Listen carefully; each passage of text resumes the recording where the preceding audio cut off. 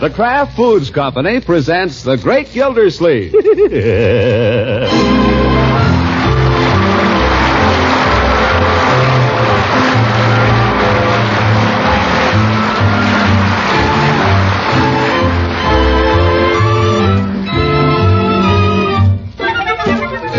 It's The Great Gildersleeve, starring Harold Peary. Brought to you by the Kraft Foods Company, makers of Parquet margarine and a complete line of famous quality food products. Now let's join the Great Gildersleeve. Yesterday there arrived in his mail greetings from the Collector of Internal Revenue, together with his 1945 income tax blanks. Instead of tossing them in a drawer, there to ripen till March 15th, as anyone normally would, he sat right down and figured them out. Maybe that's why Gildersleeve slept like a baby last night, and why he's the first man downstairs this morning. Well, where's everybody? All out up there. Yoo-hoo! Everybody up. Come on, all hands on deck. Gildersleeve, something wrong? What's all the shouting for? I just happened to be feeling good this morning, Bertie. Did my whole income tax last night.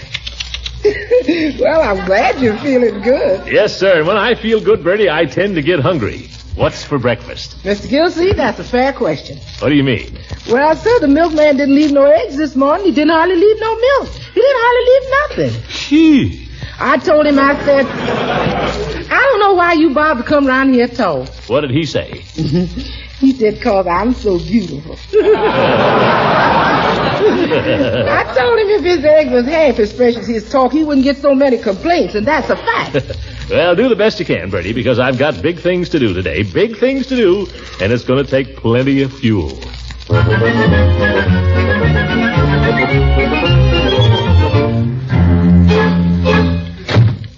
Well, good morning, Bessie. Good morning, Mr. Gildersleeve. Gee, you're early. Early? Not at all. I've been up for hours. Oh, well, let me hang up your coat for you. Oh, thanks. You know what I did last night, Bessie? I made out my income tax. I sat up till 1 o'clock doing it. Got the whole thing done and out of the way, 2 months ahead of time. Why, that's wonderful. I've never heard of anybody. Wonderful nothing. It's only common sense, Bessie. That's the way everything should be handled. That's the way this department should be handled. That's the way it's going to be handled in 1946. Yes, sir. Put nothing off. Do it now. Bing, bing. Make decisions. Take action. Clear the desk. That'll be our watchword for 1946, Bessie. Clear the desk for action. Well, if you really mean it, Mr. Gildersleeve. Of course I mean it. That's the official New Year's resolution of the Summerfield Water Department. And I want you to hold me to it, Bessie. See that I do it. I want you to be tough with me. Make me toe the line. Bing, bing. Yes, sir. Well... That's what secretaries are for. To relieve executives of such details as... tending to business. Well, if you don't mind me bringing it up again, Mr. Gildersleeve, there's quite a lot of things on your desk that have been there, well, some of them since summer. That's just what I'm talking about, Bessie. People come in here. What kind of impression are they going to get? Why, anybody'd think this department was being run by a nincompoop. Yes, sir. You don't have to agree with me, Bessie. I like a girl who has opinions of her own. One who isn't afraid to disagree with me. I'll try, Mr. Gildersleeve. Now, what's the next move here? What's to be done? You're the secretary, Bessie. Give me my orders. Well, as I keep saying, there's all those papers on your desk. And really, if we don't do something about them... Papers on my desk, you say? Well, let's get at them. That's the way we do things around here, Bessie. Bing, bing. Let's go into my office. Yes, sir. Gee, I just got to get a bigger desk, that's all. Well, let's pitch in here. What's first on the list? What have we here, Bessie? I'm afraid it's another calendar. Oh? Indestructible Life Insurance Company. I'm already up to my ears in life insurance. Up to my ears in calendars, too. I don't know why it is. We go for a whole year and nobody sends us a calendar. And then all of a sudden, everybody sends us calendars. Yes. Say, Indestructible Life Insurance Company, Hobie R. Wasson, General Agent, Summerfield. So that's what became a Hobie. Last I heard, he had the Plymouth Agency. I could use a Plymouth, but I certainly don't need any life insurance. Well, let's get going. Why don't you drop something, Mr. Gildersleeve? Drop something? What's that? It just fell out of the calendar. Oh, just a booklet. Are you the man we're looking for?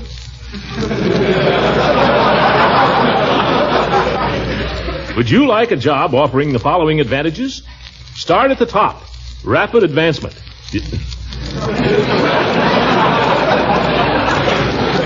Unlimited opportunity. Fascinating work. Valuable contacts. No office hours. Be your own boss. Retirement at 50. Who wouldn't? If you're a young man with these qualifications, apply to Indestructible Life Insurance. Phooey. Let's get down to work here, Bessie. What's first? Well, here's a letter from a man who claims... Well, maybe you better read it. Oh? Citizens Committee for Better Water Service. Never heard of it, but I'm against it already. Throckmorton P. Gildersleeve, Esquire, Department of Public Water, Summerfield. Sir. Don't like that, sir. On behalf of the Citizens Committee for Better Water Service, representing over 250 taxpayers in Summerfield, we... It's a lie. Oh! Bessie, take a letter. Take 250 letters.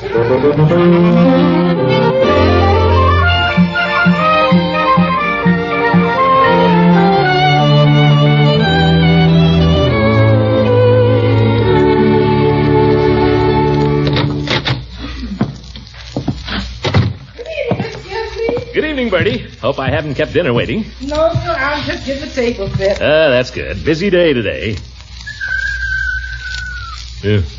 What's that? What is that, Bertie? Leroy tells me it's jungle noises. Jungle noises? What the... Come on, Ben! Come home! Here. Watch it! Watch it, Leroy! Did I surprise you, Unc? Leroy, not in the house. Put down that gun. It's only wood. Ben, where were you? You heard the signal. Why didn't you charge? Well, maybe we better charge some other time, huh? Maybe we'd better charge some other time. You'll never win a battle that way. Well, Ben, I didn't know you were here, my boy. Well, I'm here. Well, good evening. What are you doing with the mop?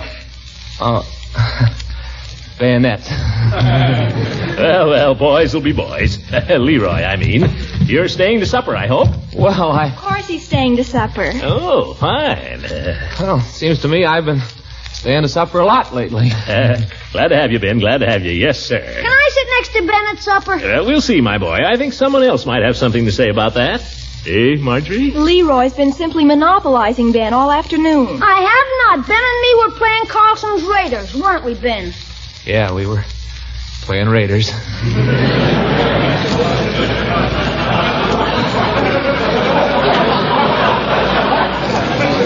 He showed me how to break a guy's arm in 3 moves. What? I only showed him the first 2. You want me to show you, Unc? Not at this time, Leroy. I need this arm to hang up my coat.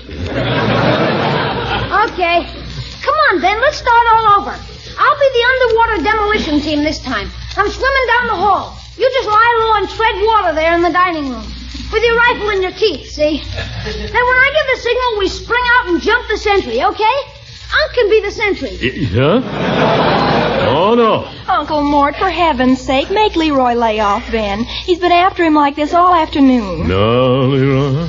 Ben likes this. Don't you like it, Ben? It's fun. All Marge ever wants to do is sit around and hold hands. I do not. Ben just came back from a war. He isn't interested in all that lovey-dovey stuff, are you,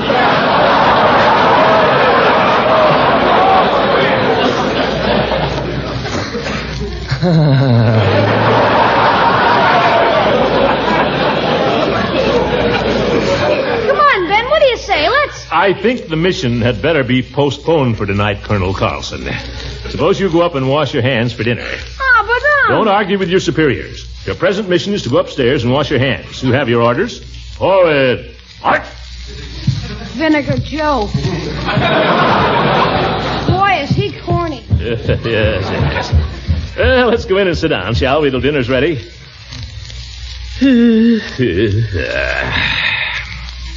Sit down, Ben. Sit down. Thank you, sir. Have a hard day at the office, Unky? Well, busy day. Got a lot done, though. Cleaned up all my back correspondence.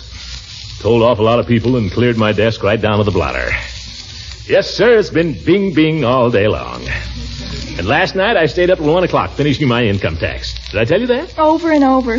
Uncie's been a regular fireball the last couple of days, Ben. I don't know what's come over him. It's because I gave up vegetables.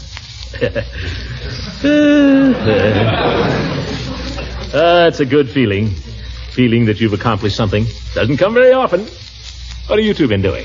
Oh, we've just been fooling around. Haven't we, Ben? Yeah. Just fooling around. Well, that's all right if you got time for it.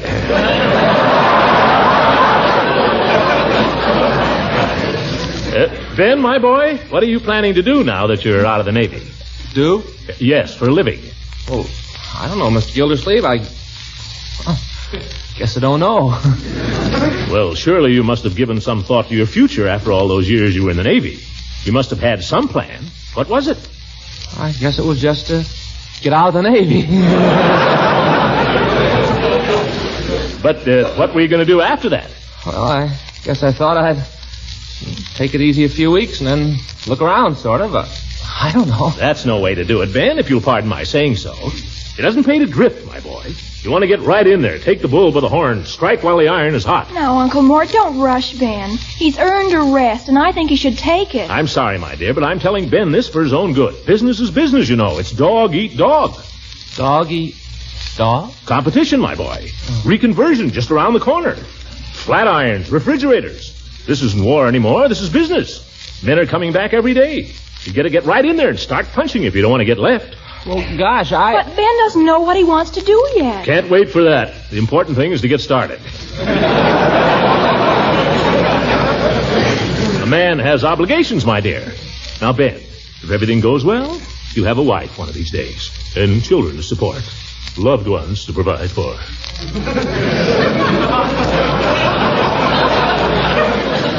Let's talk about something else, shall we? And speaking of loved ones, Ben, did you ever think of going into insurance? Oh, no, Mr. Gildersleeve, I guess I never did. What in the world would Ben do in insurance? Sell it. What does anybody do with insurance? Gosh, Mr. Gildersleeve, I'm afraid I wouldn't be good at selling things. That's nonsense. Just a question of getting your foot in the door. What size shoe do you wear? Uncle Mort, really? Insurance? I'm serious, my dear. I happen to know they're looking for young men like Ben. I'll tell you what you do, Ben. You go down to Hobie Watson's Indestructible Life and tell him I sent you. But, Mr. Gildersleeve, Or better still, I'll write you a note. Well, that's awful nice of you, but honest... Don't thank me. Glad to do it, my boy. Always happy to give a serviceman a lift. Miss Gildersleeve, excuse me. Yes, Bertie? We got a duck for supper. You want to carve or you want me to wrestle with it in the kitchen? Bring it on, Bertie. The duck doesn't live that I can't lick. Well, anybody else got any problems? I'm Mr. Anthony tonight. Bing, bing.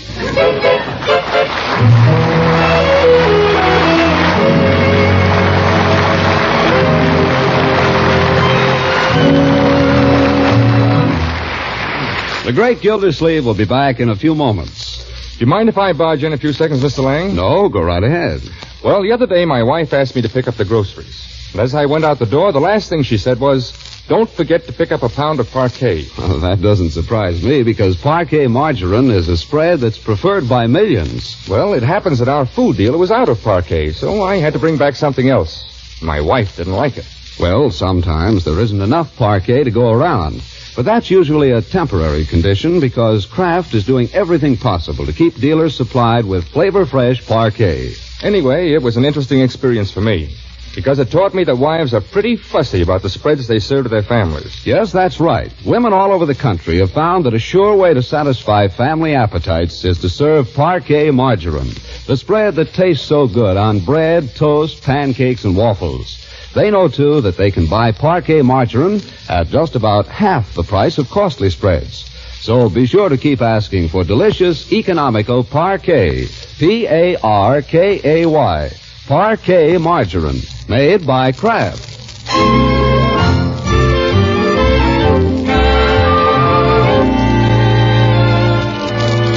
Now let's rejoin the Great Gildersleeve, who has continued busy for several days. Thanks to his friendly efforts, Ben Waterford has been duly sworn as an agent of the Indestructible Life Insurance Company and has commenced to learn the art of selling policies. But while Ben studies the theory from a handbook, Gildersleeve is scurrying around town finding live prospects. We pick him up now, for instance, at Mr. Peavy's pharmacy. Well, Mr. Gildersleeve, what can I do for you this afternoon?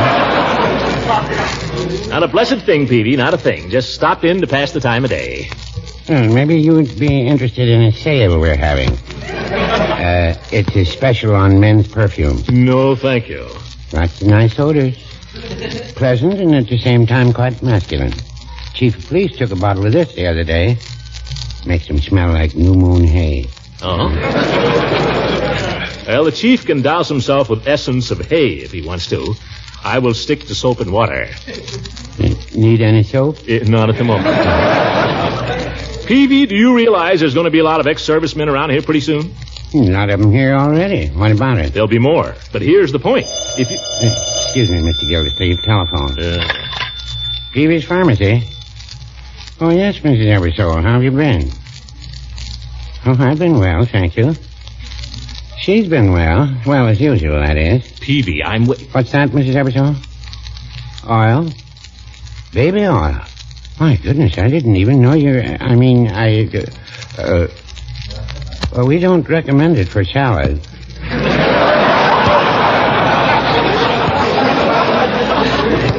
Anything else? I see. Well, say hello to Mr. Eversole for me. Peavy. I'll tell her, Mrs. Eversole. Thank you. Goodbye. Peavy, you waste enough time every day to make a fortune. Just common courtesy, Mr. Gildersleeve. What I was saying about the servicemen coming back. Yeah? Well, the point is, do you understand your responsibility toward these men? I think so. Just what is it you're after, Mr. Gildersleeve? I'm not after anything, not for myself. But now you take Ben Waterford, for instance. He's a fine boy. You bet your life he is. Are we going to let a young fellow like Ben save our country and then come back here and not be able to make a living? No, sir. I hope not. But the fact is, Mr. Gildersleeve, I don't need anybody to help me here in the store. I couldn't afford it. No, Peavy. I'm not asking you to give him a job. I've already got him one. Well, then what's your... Just listen a minute and I'll explain. The point is... Olford. Well, things are really rushing today. Peavy's Pharmacy. Make it snappy this time, will you, Peavy? Alarm clocks? Oh, I'm sorry, madam. Have you tried a hardware store? Have you tried a department store? A jewelry store, maybe? Tell her to try a hock shop. Have you tried a clock shop? Oh, I'm sorry, madam. I can't think of anything else except Beckman's drugstore. They have everything over there. Thank you for calling. Good day. Peavy, you don't know the first thing about running a business. Well, no, I wouldn't say that. I thought you just came in here to waste time, anyway. Well, I didn't. What I came in here for was to tell you that Ben Waterford is selling life insurance. Oh. Don't interrupt. He's selling life insurance, and it's your duty as a citizen to give him a hearing. But, Mr. Gildersleeve... I gave him your name, Peavy. When he comes in, be patriotic, because in times like...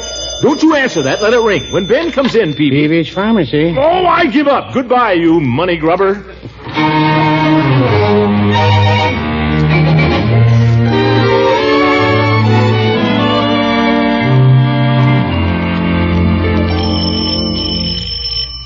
There's your fella, sister dear. Answer it, will you, Leroy? Why should I? You never let him play with me. Please, Leroy, I have to go upstairs and get ready. How do you like that? Go on, Leroy. Answer the door. Gosh, dames. Hiya, Ben. Come on in. Marge's gone upstairs to get dressed up for you. She has? I'm doing my homework. You want to help me with a couple of problems? Sure, I guess so. Hello, Mr. Gildersleeve.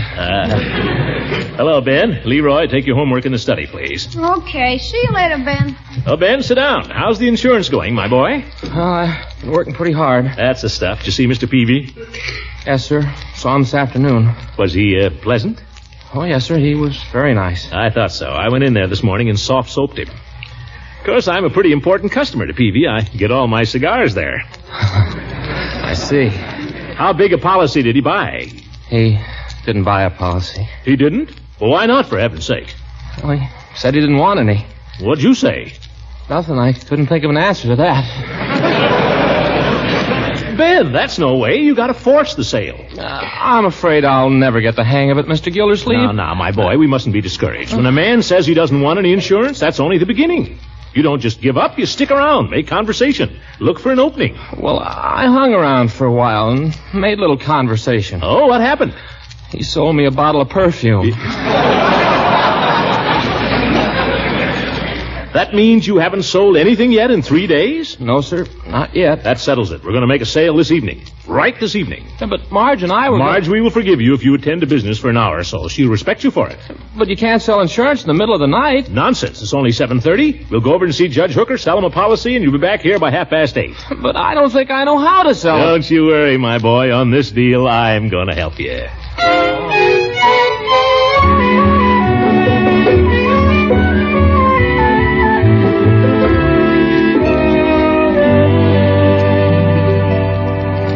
Unexpected pleasure, gentlemen, an unexpected pleasure. Step right into the library and make yourselves comfortable. Thank you, Judge. Yeah, thanks. Care for a glass of Kalax water, either of you? I don't believe so. Ben? Oh, no, sir, I don't even drink beer. That's right. You know, Ben here is just out of the Navy. Yes, I understand he made a fine record. Excellent record. See any combat, Ben? No, sir. That's too bad. Well, I thought I was lucky. Oh, yes. Well, how did you gentlemen happen to drop in on a lonesome old jurist this evening, if I may ask? Just find yourselves in the neighborhood? No, Mr. Gildersleeve thought I ought to... The fact is that Ben has he has something he'd like to discuss with you. Well, only too glad to do anything I can for a returning serviceman. Something legal, is it? Oh, it's perfectly legal. Yeah. Ben misunderstood you, Horace. You see, although he's only been back in town a few days, he already has a job. Well, that's fine. Congratulations. Thanks. Mr. Gildersleeve helped me get it. Good old Gildy. People call him a blowhard, but his heart's in the right place just the same. Good citizen, too. Thank you, Horace. What is it you're doing, Ben? Well, I'm supposed to sell life insurance. Oh, so that's it. Horace, I don't want you to think that, That what? Well, I wouldn't want you to get a wrong impression about our little visit. Well, how could I possibly get a wrong impression? I assume that Ben here is here because he would like to sell me some life insurance. I sure would, Judge. Gildy, you could learn a lesson in frankness from our young friend here. If you didn't make such a habit of beating around the bush... I wasn't trying to cover up anything, Judge. I just didn't want Ben to start selling you a policy the minute we stepped in the door. That's no way. Well, suppose we let Ben sell it his way. Young man, do your worst. Thanks, Judge. And believe me, I'm the guy that can do it. Should I show him the folder now, Mr. Gildersleeve? Folder? Certainly. Okay. I got it here somewhere. Or at least I did have it. Maybe you left it in your other suit. Nope. Haven't got one. For heaven's sake, Ben, never mind the folder. Just tell the judge the gist of the thing. Oh, okay. Well, let's see. On the front of it, there's a picture of this lady and this little boy. And she looks kind of sad. It's a nice picture. Now, don't try to describe the folder, Ben. Forget the folder. Just give the arguments why every man needs insurance. Oh, okay. Never mind Mr. Gildersleeve, Ben. He's never sold any insurance. You just go ahead and do it your own way. Okay. Well, the idea is that everybody ought to have insurance. Very good. Why? Well, for the protection of his loved ones. Yes. One never knows from which direction the sad blow may fall. A traffic accident, sudden illness, an unexpected shock. Any of these might carry off the loving provider who has always seemed so strong and healthy. Are you insured, Ben? No, what would I want it for? Ben, that's not the answer. Gildy, leave the boy alone. Now, see here, Judge. We're not playing parlor games. I'm interested in seeing Ben get a start in life. I want him to learn to do this thing right. Ben, they give you 3 main points, don't they? Yeah. 3 main objectives. Now, what are they? Get inside the door. No, never mind that. We're already in the door. Oh, well, then there's only 2. Prove to this prospect he needs insurance and then prove he needs the kind you're selling. And get his deposit. He got. Oh, yeah, that. That, yes. All right. Now, have you proved to the prospect he needs insurance? Oh, I guess so. I told him about the accidents and all. Let us consider that the need for insurance has been demonstrated. Continue. Well, the Indestructible puts out several policies. There's the ordinary life policy, and there's a 20-payment combination annuity and endowment, and there's the convertible retroactive policy with double indemnity. Just sell him ordinary life or we'll be here all night. Well, the Ordinary life policy is just ordinary policy. It provides maximum protection at minimum expense. The rates are low. Now, let's see. Starting at age... how old are you, Judge? 55. Oh, well, I got it right here on the table. Let's see. On a $1,000 policy, age 55... Who in the dickens told you could sell life insurance? Well, you did. Well, I ought to have my fat head examined. Anybody ought to be able to sell insurance. Insurance is a real need. Now, Judge, with a small down payment, you can buy your family the protection they deserve. I dare say. The only thing is I haven't any family. You must have some. Well, I've got 3 distant cousins, all older than myself, and all as rich as Croesus.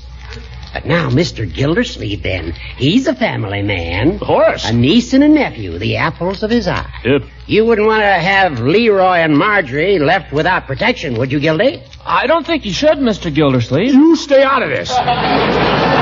You said yourself, Gildy, that you... Well, there's no reason to do it now. I'm perfectly healthy. We never know from which direction the sad blow may fall. Got an application blank there, Ben? Sure, here. Oh, thank you. And don't forget, Ben, get his deposit. You old goat. Why don't I learn to mind my own business?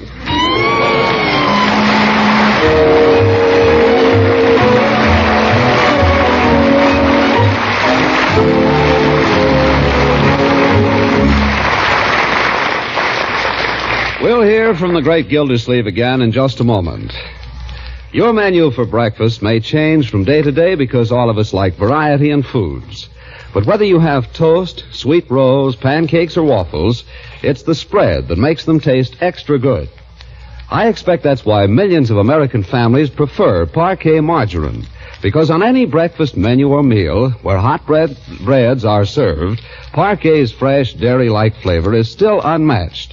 It's the expert way that Kraft blends selected refined vegetable oils and fresh pasteurized milk from the farmlands of America that makes Parquet margarine taste so good.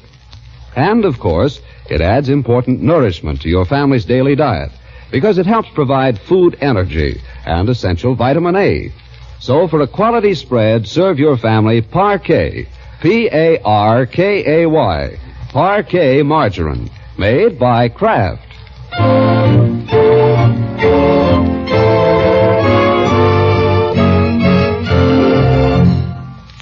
can I have a quarter to go to the movies? Leroy, my boy, come here and sit down a minute. I want to show you something your old uncle has done for you. Yeah? You see this?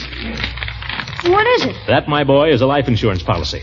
It's worth $10,000. $5,000 to you, see, here's your name, and $5,000 to Marjorie.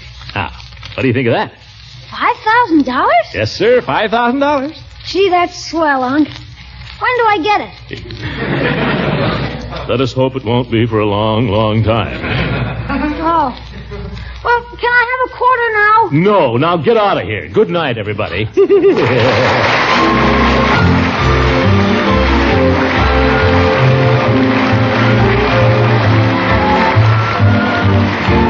The Great Gildersleeve is played by Harold Peary. It is written by John Whedon and Sam Moore. The music is by Jack Meakin.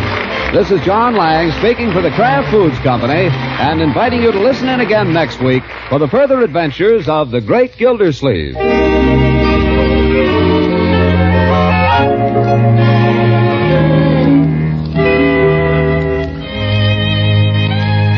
Ladies, why let meals get dull when it's so easy to liven up the flavor of foods with tangy golden Kraft salad mustard?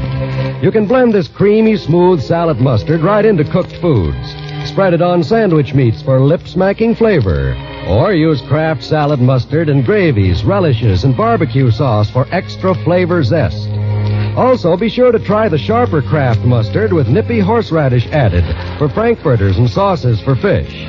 Get both kinds, Kraft salad mustard and Kraft horseradish mustard, on your next shopping trip.